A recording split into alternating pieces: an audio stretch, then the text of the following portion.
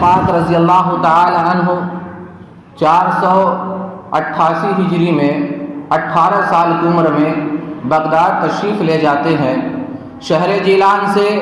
شہر بغداد کی جو مسافت تھی وہ 400 میل تھی، اور اتنا سفر طے کرنے کے بعد حضور غوث پاک رضی اللہ تعالیٰ عنہ جب بغداد شریف تشریف فرما ہوتے ہیں تو آپ نے مختلف اساتذہ کی درسگاہوں میں حاضری دی اور فقہ و اصول حدیث آپ نے حاصل کیا۔ 400 میل کی مسافت طے کرنے کے بعد جب حضور غوث پاک رضی اللہ تعالیٰ عنہ بغداد پہنچتے ہیں تو آپ نے سب سے پہلے جس کی شاگردی اختیار فرمائی اور جس کی صحبت آپ نے حاصل کی وہ حضرت حماد بن مسلم دباس ہیں۔ آپ کو دباس اس لیے کہا جاتا ہے کہ آپ شیرہ کے فروخت کیا کرتے تھے، آپ شیرہ بیچا کرتے تھے، یعنی جو جوس فروخت کیا کرتے تھے، اور عربی میں دبسن کا معنی ہوتا ہے شیرہ، اور اس کے بیچنے والے کو دباس کہا جاتا ہے۔ یہ حماد بن مسلم دباس رضی اللہ تعالیٰ عنہ شہر بغداد کے جید علماء کرام میں سے تھے۔ آپ کی فقاہت، آپ کی علمی شان اور آپ کا رتبہ اور آپ کے رشد و ہدایت کے جو مینارے روشن تھے وہ آپ بغداد میں بھی چمک رہے تھے، بغداد کے باہر بھی چمک رہے تھے۔ آپ کا تصوف، آپ کی طریقت اور آپ کا خلوص اہل بغداد بھی اور بغداد کے باہر کے لوگ بھی مانتے تھے اور اسے تسلیم کیا کرتے تھے۔ حضور غوث اعظم رضی اللہ تعالی عنہ نے سب سے پہلے جن کی شاگردی اختیار کی وہ حضرت حماد بن مسلم دباس رضی اللہ تعالی عنہ ہیں۔ حضور غوث اعظم رضی اللہ تعالی عنہ کے پاس 40 دینار تھے جو آپ کی والدہ نے آپ کو دیا تھا، اور جب بغداد پہنچتے ہیں تو اس 40 دینار کو آپ نے اپنے مصرف میں استعمال کیا، اپنی ضروریات میں اس کو خرچ کیا، اس سے اپنی ضروریات کو پورا کیا۔ لیکن آپ مجھے بتائیں 40 دینار کتنے دنوں تک چل سکتا ہے، کتنے دنوں تک وہ ہاتھ میں رک سکتا ہے؟ حضور غوث پاک رضی اللہ تعالیٰ عنہ کا وہ 40 دینار خرچ ہو جاتا ہے، ختم ہو جاتا ہے، اور اس کے بعد حضور غوث اعظم رضی اللہ تعالیٰ عنہ نے اس تعلیمی دور میں، اس طالب علمی کے دور میں آپ نے بہت سی مشکلات کا سامنا کیا، آپ نے بہت سی پریشانیوں کا سامنا کیا، آپ نے بہت سے شدائد و آلام کو برداشت کیا، اور ایسے شدائد و آلام جس کی وجہ سے ایک پہاڑ اپنی جگہ پر ہل سکتا ہے، جس کی وجہ سے اچھوں کا قدم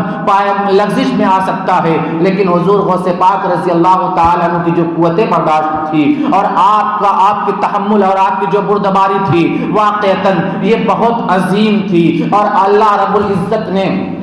آپ کو قوت برداشت عطا فرمائی تھی، بے پناہ آپ کو قوت برداشت حاصل تھی۔ حضور غوث اعظم رضی اللہ تعالیٰ عنہ فرماتے ہیں کہ شہر بغداد میں اسی طالب علمی کے زمانے میں ایک مرتبہ قحط سالی آتی ہے، اور جب قحط سالی ہوتی ہے اور لوگ فاقہ کشی کے شکار ہوتے ہیں، اناج اور غلے نہیں ہے، لوگوں کو غذائیں نہیں مل رہی ہیں، لوگوں کو کھانے کے لیے بہت ہی دقتوں کا سامنا کرنا پڑ رہا ہے، اگر کچھ مل جاتا ہے تو شکر خدا بجا لاتے ہیں، اور کسی چیز کو حاصل کرنے کے لیے لوگ ادھر ادھر تلاش میں نکل جاتے ہیں، یہاں تک کہ دریائے دجلہ کے کنارے نکل جاتے ہیں کہ کوئی سامان مل جائے اور اسے حاصل کر لیا جائے اور اپنی بھوک کو، اپنی پیاس کو مٹا لیا جائے، اپنی بھوک اور پیاس کو ختم کر لیا جائے۔ حضور غوث اعظم رضی اللہ تعالیٰ عنہ فرماتے ہیں کہ شہر بغداد میں جب قحط سالی پڑتی ہے، اناج غلہ ختم ہو جاتا ہے، اور بھوک کے مارے جب میرا حال دیگر ہو گیا اور مجھے پریشانی لاحق ہوئی، برداشت کی قوت جواب دینے لگی، تو میں دریائے دجلہ کی طرف نکل گیا کہ سامان کچھ مل جائے تو اسے کھا لوں۔ حضور غوث اعظم رضی اللہ تعالیٰ عنہ فرماتے ہیں کہ دریائے دجلہ کے پاس پہنچنے سے پہلے ہی میں نے دیکھا کہ وہاں پر تو ایک ہجوم ہے، وہاں تو لوگ کھانے کی تلاش میں ہیں۔ چنانچہ حضور غوث اعظم رضی اللہ تعالیٰ عنہ فرماتے ہیں کہ میں نے اس مجمع کو دیکھ کر کے، میں نے اس بھیڑ کو دیکھ کر کے وہاں سے لوٹ آیا، اور لوٹ آنے کے بعد میں نے بغداد بغداد کے ایک محلہ جس کا نام ریحانین تھا، اس کی جامع مسجد میں داخل ہو جاتا ہوں، اور جب جامع مسجد میں داخل ہو جاتا ہوں، ابھی تھوڑا سا وقفہ گزرا تھا، ایک نوجوان آتا ہے جس کے ہاتھ میں روٹی ہے اور گوشت کا ٹکڑا ہے، یعنی روٹی بھی ہے اور گوشت کا سالن بھی ہے۔ وہ مسجد میں بیٹھ کر کے کھانا کھانے لگتا ہے۔ میرا تو یہ حال ہے کہ جب وہ لقمہ اٹھاتا ہے منہ میں ڈالنے کے لیے تو مجھے اتنی شدید قسم کی بھوک تھی اور اتنی حاجت تھی کہ اچانک میرا منہ کھل جایا کرتا تھا۔ وہ اپنے منہ میں لقمہ ڈال رہا ہے لیکن اس کے لقمے ڈالنے کی وجہ سے میرا منہ بے اختیار کھل جایا کرتا ہے۔ حضور غوث اعظم رضی اللہ تعالیٰ عنہ فرماتے ہیں کہ کئی مرتبہ جب یہ میرے ساتھ ہوا تو میں نے نفس سے کہا کہ اے نفس، یہ توکل کے خلاف ہے، اللہ کی ذات پر بھروسے کے خلاف ہے۔ چنانچہ حضور غوث اعظم رضی اللہ تعالیٰ عنہ فرماتے ہیں کہ وہ نوجوان جب مجھے دیکھتا ہے تو دیکھنے کے بعد مجھے بلاتا ہے، اور جب بلاتا ہے تو میں اس کے پاس جاتا ہوں، اور اس نے کہا کہ آپ کھانا کھا لیجئے، آپ بھی میرے ساتھ کھانے میں شریک ہو جائیے، میں بھی آپ کو اپنے اس کھانے میں شریک کرنا چاہتا ہوں، آپ بھی تشریف لائیں۔ چنانچہ حضور غوث اعظم رضی اللہ تعالیٰ عنہ اس کے پاس جاتے ہیں، اور جانے کے بعد کھانا سامنے رکھا ہوا ہے اور وہ نوجوان بھی کھا رہا ہے۔ حضور غوث اعظم رضی اللہ تعالیٰ عنہ سے بھی کہہ رہا ہے کہ آپ کھائیے۔ آپ نے بھی لقمہ اٹھایا اور اسے تناول فرمایا، اسے کھا لیا۔ کھانے ہی کے دوران میں گفتگو چل پڑتی ہے، اور یہ بات تو ہم نے بھی دیکھی ہے اور ہمارے ساتھ بھی معاملہ ہوا ہے، آپ نے بھی دیکھی ہوگی، آپ کے ساتھ بھی معاملہ ہوا ہوگا کہ آپ کہیں تنہا بیٹھے ہو، کسی مسافر کو دیکھیں تو آپ کے دل میں جو رحم کا جذبہ ہے، جو مروت کا جذبہ ہے، دوسرے کی مدد کرنے کا جذبہ ہے، آپ دیکھتے ہیں کہ سامنے کوئی شخص ہے جو بھوکا ہے، پیاسا ہے، اپنے کھانے میں بھی اسے شریک کر لیتے ہیں، اپنے پانی میں بھی اسے شریک کر لیتے ہیں، اپنے اشیاء میں بھی اسے شریک کر لیتے ہیں۔ یہ سفر کے دوران میں یہ معاملات پیش آتے رہتے ہیں اور اسی دوران میں گفتگو بھی چل پڑتی ہے۔ حضور غوث اعظم رضی اللہ تعالیٰ عنہ سے اس نوجوان نے کہا کہ آپ کا مشغلہ کیا ہے، آپ کا کام کیا ہے، آپ کون سی خدمات انجام دیتے ہیں؟ تو حضور غوث اعظم رضی اللہ تعالیٰ عنہ نے ارشاد فرمایا کہ میں فقہ کا طالب علم ہوں، میں دین کی تعلیم حاصل کر رہا ہوں۔ حضور غوث اعظم رضی اللہ تعالیٰ عنہ سے اس نوجوان نے کہا کہ آپ بتائیے آپ کہاں کے رہنے والے ہیں اور کیا آپ جانتے ہیں شہر جیلان کے اس شخص کے بارے میں جس کا نام عبد القادر ہے؟ تو انہوں نے کہا کہ ہاں میں شہر جیلان کا ہوں اور شہر جیلان میں میرا ہی گھر ہے اور میں ہی عبد القادر ہوں۔ چنانچہ جب نوجوان یہ سنتا ہے تو تڑپ جاتا ہے، اچانک اس کی آنکھوں سے آنسو بہنے لگتے ہیں، رونے لگتا ہے۔ حضور غوث اعظم رضی اللہ تعالیٰ عنہ نے پوچھا کہ تمہارے رونے کا سبب کیا ہے، کس بنیاد پر، کس وجہ سے تم رو رہے ہو؟ اللہ اکبر مسلمانوں، حضور غوث اعظم رضی اللہ تعالیٰ عنہ نے جب اس نوجوان سے پوچھا تو اس نوجوان نے کہا کہ بات دراصل یہ ہے کہ جب میں شہر جیلان سے نکلا تھا تو آپ کی والدہ نے مجھے 8 دینار دیے تھے کہ میرا بیٹا عبد القادر ہے، یہ شہر بغداد گیا ہے، اس کے پاس 40 دینار تھے، وہ 40 دینار ختم ہو گئے ہوں گے، اب اس کے پاس مال نہیں ہوگا، اس کی ضروریات میں وہ ساری چیزیں صرف ہو گئی ہوں گی، اس لیے آپ کی والدہ نے 8 دینار مجھ کو دے کر کے یہ کہا تھا کہ شہر بغداد میں میرا بیٹا ملے گا، عبد القادر ملے گا تو اسے دے دینا، اسے دے دینا۔ اللہ اکبر مسلمانوں، نوجوان کہتا ہے کہ 8 دینار لے کر کے میں نکلا تھا، اور نکلنے کے بعد جب شہر بغداد میں آیا تو شہر بغداد میں داخل ہونے کے بعد میں نے آپ کا پتہ بھی پوچھا تھا، میں نے آپ کو تلاش بھی کیا تھا، میں نے آپ کے بارے میں لوگوں سے معلومات بھی اکٹھا کرنے کی کوشش کی کہ تاکہ پتہ چل جائے کہ آپ کہاں رہتے ہیں، آپ سے ملاقات کیسے ہوگی، آپ کو میں 8 دینار کیسے دے دوں۔ چنانچہ حضور غوث اعظم رضی اللہ تعالیٰ عنہ سے نوجوان کہتا ہے اسی حالت میں تھا کہ شہر بغداد میں قحط سالی پڑتی ہے، جس طریقے سے اور لوگ بھوک کی شدت کو برداشت نہیں کر پاتے ہیں، میں بھی بھوک کی شدت کو برداشت نہیں کر پاتا ہوں۔ میرا تو یہ حال ہو گیا تھا کہ مسلسل 3 روز سے میں نے کچھ کھایا نہیں ہے اور مجھے اتنی شدید قسم کی بھوک لگی تھی، اور میرا یہ حال ہو گیا تھا کہ معلوم ہو رہا تھا کہ اب میری جان نکل جائے گی، اب میں مر جاؤں گا۔ اس لیے جو اس 8 دینار تھے उस 8 दीनार में से मैंने 3 दीनार को अपनी जरूरियात में खर्च कर लिया और उससे मैंने खाना खरीदा और खाना खरीदने के बाद मैं मस्जिद में दाखिल हुआ हूँ। ये जो खाना आप सामने देख रहे हैं, ये जो रोटी और गोश्त देख रहे हैं, ये मेरे अपने माल का नहीं है, ये मेरे अपने माल का नहीं है, बल्कि आपकी वालिदा ने जो अमानत के तौर पर मेरे हाथ में रखा था। जरूरत जब मुझे आन पड़ी कि ऐसी हालत में मुर्दार खाने की इजाजत है, शराब पीने की इजाजत है, हद जरूरत है कि उससे जान बचाई जा सके, तो मैंने जरूरत का लिहाज करते हुए मैंने उस 8 दीनार में से 3 दीनार को अपनी जरूरियात में खर्च कर लिया है और ये खाना वही खाना है जिसे मैं खा रहा हूँ। और उसके बाद हुजूर गौसे आजम रजी अल्लाह ताला की बारगाह में वो हाथ जोड़ करके माफी मांगता है और ये कहता है कि मुझे माफ कर दीजिए, बगैर आपकी इजाजत के मैंने ये खाना खरीद लिया है, खा लिया है,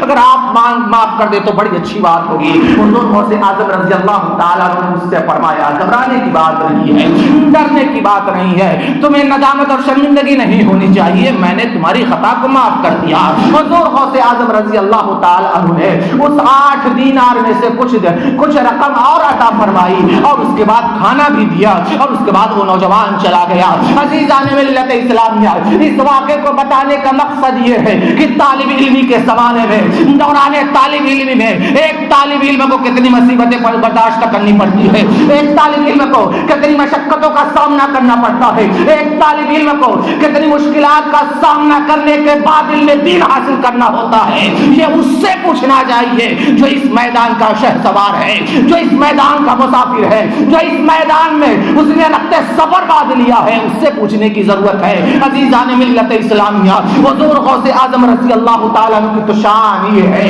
कि आप दरसगाह में भी हाजिर होते हैं, उस्ताद के दिए हुए सबक को भी याद करते हैं और उसके बाद जब वक्त फुर्सत मिलता है, लम्हा वक्त का मिलता है, कुछ आपका फुर्सत के लम्हात मिल जाते हैं तो हजरत हम्माद बिन मुस्लिम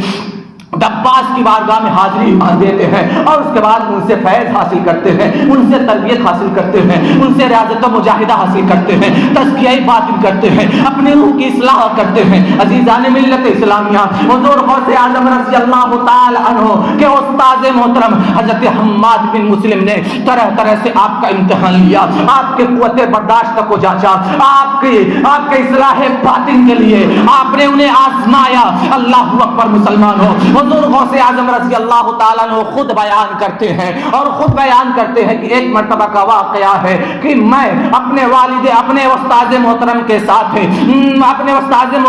साथ सफर पे रास्ते में जा रहा था कि एक पुल पड़ता है और उस पुल के नीचे नहर बहती है। उस नहर में मेरे उस्ताद मोहतरम ने शदीद ठंडी के दिनों में अपने कांधे से मुझे धक्का दे दिया और जब धक्का दिया तो उसकी वजह से मैं नहर में गिर गया। मेरे ऊपर ऊन का लिबास था और एक हाथ में मेरा और कपड़ा था और एक लिबास था। उस लिबास को बचाते हुए मैंने अपने उस्ताद के इस शफकाना धक्के को बर्दाश्त किया और गुस्ल की नीयत से मैं उस नहर में कूद गया और उसके बाद जब बाहर निकला तो मेरे उस्ताद मोहतरम ने लोगों से कहा कि मैंने अब्दुल को जांचने के लिए ये इम्तिहान लिया है, परखने के लिए इम्तिहान लिया है। अल्लाहु अकबर मुसलमानों, उस्ताद मोहतरम का तो ये कमाल है कि अपने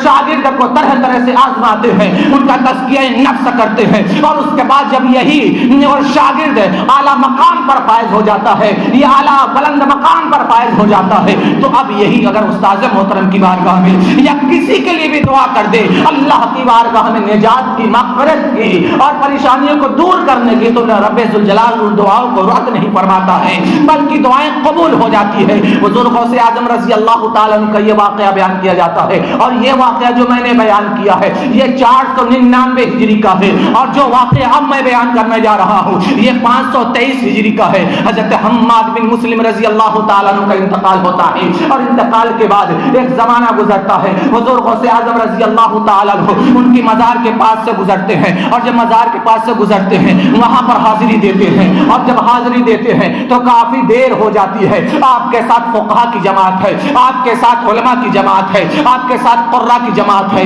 आपके साथ एक जम्मे गफ़ीर है। हुज़ूर गौसे आज़म रज़ी अल्लाह ताला अन्हु अपने उस्ताद मोहतरम हज़रत हम्माद बिन मुस्लिम के मज़ार पर खड़े हैं और उसके बाद आपका क़याम इतना तवील होता है कि उसकी शिद्दत اور اس کی گرمی کو محسوس کیا جاتا ہے۔ حضور غوث اعظم رضی اللہ تعالیٰ عنہ جب وہاں سے فارغ ہوتے ہیں تو آپ کے چہرے پر ہے حساسیت ہے، آپ مسکرا رہے ہیں، آپ کے چہرے پر خوشگواری کے منظر نظر آ رہا ہے۔ حضور غوث اعظم رضی اللہ تعالیٰ عنہ سے لوگوں نے پوچھا کہ حضور معاملہ کیا ہے، آپ اتنا طویل قیام فرماتے ہیں، اتنی دیر تک آپ یہاں پر قیام فرماتے ہیں، اس کا سبب اور اس کا ذریعہ کیا ہے؟ تو حضور غوث اعظم رضی اللہ تعالیٰ عنہ نے فرمایا کہ بات دراصل یہ ہے کہ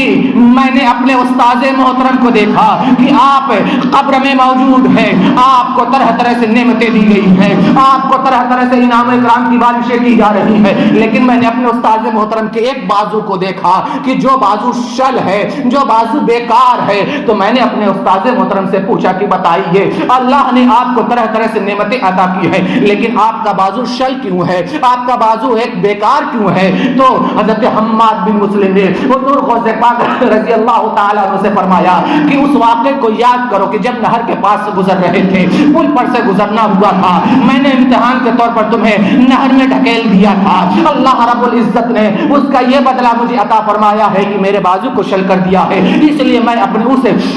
گناہ کی معافی چاہتا ہوں، میں اپنے اس خطا کی معافی چاہتا ہوں۔ حضور غوث اعظم رضی اللہ تعالیٰ عنہ فرماتے ہیں کہ میں نے اپنے استاد محترم کے اس بازو کے درست ہونے کے لیے اللہ کی بارگاہ میں دعائیں کرتا رہا، دعائیں کرتا رہا، دعائیں کرتا رہا، یہاں تک کہ جب میں دعا کر رہا تھا تو اپنے اپنے مزارات میں اولیاء کرام جن کی تعداد 5000 تھی میری ہر دعا پر آمین کہہ رہے تھے، میری ہر دعا پر آمین کہہ رہے تھے، اور اللہ رب العزت نے اس دعا کی برکت سے، اس آمین کی برکت سے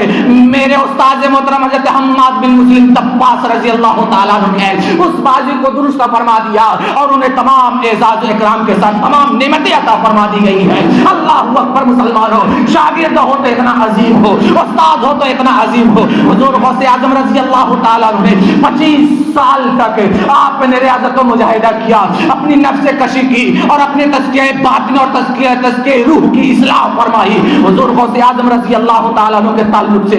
یہ بھی بیان کیا جاتا ہے کہ 40 سال تک عشاء کے وضو سے فجر کی نماز ادا فرمائی۔ آپ کے تعلق سے یہ بھی بتایا جاتا ہے 15 سال تک آپ نے ایک پیر پر کھڑے ہو کر کے قرآن کریم کو مکمل ختم فرمایا، اور آپ کے تعلق سے یہ بھی بیان کیا جاتا ہے